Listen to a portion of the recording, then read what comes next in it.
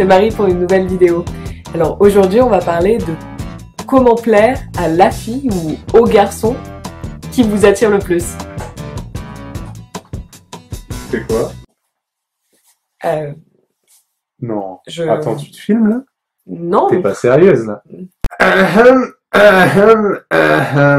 Donc bonjour à tous, c'est Guillaume pour une nouvelle vidéo et sans plus attendre, je vais vous donner mon tout premier conseil pour plaire.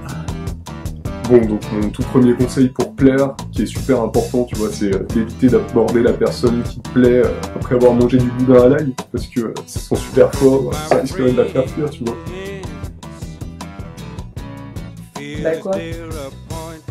Oh. Stop! Je dis non, monsieur. Clarifions deux, trois petites choses, si vous voulez bien. Cette vidéo sera pas comme toutes les insupportables vidéos que vous avez peut-être regardées avant de tomber sur ma chaîne sur le même sujet, parce qu'elles sont juste horribles. Elles vous font vous mettre une pression dingue qui vous empêchera à coup sûr d'être vous-même et de plaire à qui que ce soit. Déjà, de quoi on parle exactement quand on parle de plaire? Il y a plusieurs manières de le comprendre, en fait. J'ai l'impression que pour beaucoup de gens, ça revient à se demander comment ils vont faire pour transformer leur attitude et leur apparence pour rentrer un peu dans les normes de beauté de notre époque. En fait, baser tout leur comportement, tout ce que les autres peuvent voir d'eux, en fonction du regard des autres. Mais ça, c'est du travestissement, en fait, parce que vous ferez une croix sur la personne que vous êtes vraiment pour tenter maladroitement d'en devenir une autre. Merci beaucoup, c'est très gentil. Ceci dit, bon, je suis certain que c'est possible hein, de camoufler qui on est pour jouer un rôle et séduire des garçons, des filles. Mais faire ça, c'est rendre sa vie infernale, parce que à aucun moment vous serez vraiment vous-même, vous serez vraiment à l'aise, parce que vous serez constamment en train de jouer le rôle de quelqu'un que vous n'êtes pas vraiment. Bon, ça suffit là, rends-moi mes cheveux. Hey oh en fait, au départ de cette question « comment plaire ?», il y a une peur immense. C'est la peur d'être rejeté, la peur de ne pas être accepté pour ce que vous êtes, ce qui vous rend unique. Du coup, vous vous posez la question qui tue, comment faire pour plaire ? En fait, comment faire pour camoufler qui je suis réellement, de façon à ce que je sois jamais vraiment impliqué dans mes relations avec les autres, et du coup que je ne puisse pas être rejeté. Mon conseil pour séduire ce garçon ou cette fille qui vous plaît, que vous connaissez peut-être pas encore, mais que vous espérez rencontrer un jour, c'est d'arrêter de vous torturer avec cette question de comment plaire. Arrêtez de vous poser cette question, vraiment, parce que elle ne peut que vous empêcher de vous épanouir librement. Si vous voulez éventuellement plaire à quelqu'un un jour, et là je parle de plaire non pas en jouant un rôle, mais en étant vraiment la personne que vous êtes, c'est-à-dire que c'est pas le rôle que vous jouerez qui plaira, mais vraiment vous-même qui séduira l'autre.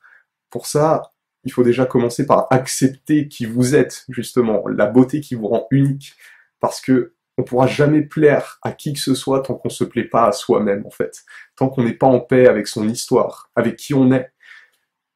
Parce que on pourra jamais vraiment apparaître en vérité devant une personne tant qu'on n'est pas en vérité vis-à-vis de soi-même. On sera toujours forcément plus ou moins en train de se cacher, de jouer un rôle. La véritable question, en définitive, c'est qu'est-ce qui vous empêche de vous accepter tel que vous êtes?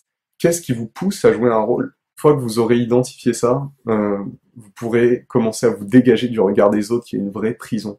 Et une fois que vous en serez débarrassé, que vous laisserez de côté la couche de maquillage qui masque votre vrai visage, que vous en verrez valser cette carapace dans laquelle vous vous cachez, alors ce jour-là, vous serez vraiment extrêmement séduisant. Sans que vous ayez quoi que ce soit à faire d'ailleurs. C'est garanti. Parce que vous commencerez à accepter cette beauté unique qui est en vous et qui demande qu'à s'épanouir en fait. C'est un ancien esclave du regard des autres qui vous parle, donc vous pouvez me faire confiance.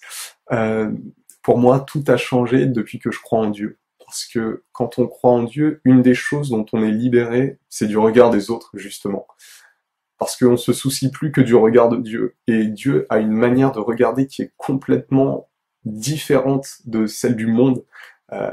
Justement, il est capable de reconnaître cette beauté qui vous est propre, qui vous rend unique, et de la faire se déployer. En fait, le regard de Dieu, au contraire, à l'inverse de celui du monde, c'est pas un regard qui enferme, qui culpabilise, mais c'est un regard qui épanouit, qui libère, et qui vous fait devenir de plus en plus vous-même. Et ça, c'est quelque chose qui est possible qu'avec Dieu. Il est la personne devant qui vous pouvez être 100% vous-même, parce qu'il n'y a aucune pression en lui. Il y a que de l'amour en lui. En fait, Dieu vous a créé beau. Dieu est beau. Et vous aussi, du coup. Parce que sinon, vous seriez pas à l'image de Dieu. Vous seriez pas un fils ou une fille de Dieu. Je vous laisse avec un passage de la Bible dans lequel celui qui est écrit, qui est inspiré par Dieu, se rend compte, grâce au regard de Dieu, de la merveille qu'il est. C'est une démarche qu'on est tous invités à faire, en nous laissant regarder par Dieu. C'est toi qui as créé mes reins, qui m'as tissé dans le sein de ma mère. Je reconnais devant toi le prodige, l'être étonnant que je suis. Étonnantes sont tes œuvres, toute mon âme le sait. Mes os n'étaient pas cachés pour toi, quand j'étais façonné dans le secret, modelé aux entrailles de la terre.